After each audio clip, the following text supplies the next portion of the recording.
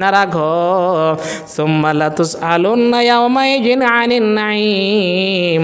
আল্লাহ বলেন বান্দারে তোমাকে আমি কাল কিয়ামতের ময়দানে নিয়ামত সম্বন্ধে জিজ্ঞাসা করব। এবার বলেন আল্লাহ রাব্বুল আলামিন মানব জাতিকে বিরাট বড় নিয়ামত দান করেছেন, বিরাট বড় নিয়ামত। একটি নিয়ামত হলো তোমাকে সুস্থতা আল্লাহ রাব্বুল আলামিন দিয়েছেন। যারা অসুস্থ রয়েছে তাদেরকে জিজ্ঞাসা করেন তারা কত কষ্টের মধ্যে আছে। এটি একটি বিরাট বড় নিয়ামত।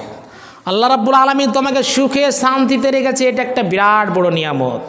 যারা কি রাখিনি সুখে তাদেরকে একবার জিজ্ঞাসা করো যে এই লোকটা বলবে ভাই এই দুনিয়া থাকার করতে না থাকাই ভালো, মরে যাওয়াই ভালো, সেই লোকটা অবশ্যই বলবে সে জানতে পারছে আমার সুকুন চैन ইতমিনান নেই, কোনো সময় আমি শান্তিতে বসবাস করতে পারছি না, শান্তিতে থাকতে পারছি না, চাই বাড়িতে হোক চাই কোনো জায়গায় হোক না কেন আমার শান্তি আসে না। সেই জন্য আল্লাহ বলছেন বান্দা তোমাকে নিয়ামত সম্বন্ধে কাল কিয়ামতের মধ্যে জিজ্ঞাসা করা হবে।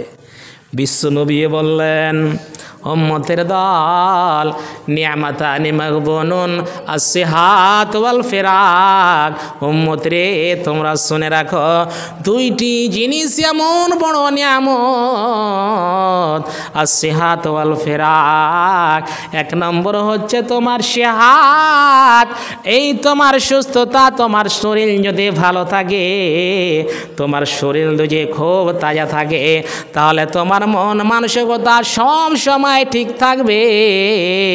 তোমার শরীরে যদি ক্যান্সার হয়ে যায়, রোগে আক্রান্ত হয়ে যায়, তুমি রোগে আক্রান্ত হয়ে যাও, তোমার ফেফড়া শেষ হয়ে গেছে, দুটা কিডনি শেষ হয়ে গেছে, তুমি যাবতীয় অবস্থায় রয়েছো, কিন্তু বাড়ির কোনো একটি লোক ঠিক নয়, সেই লোকটা কোনো সময় চैन আসতে পারে না, সেই লোকটা কোনো সময় বসবাস করতে পারে না।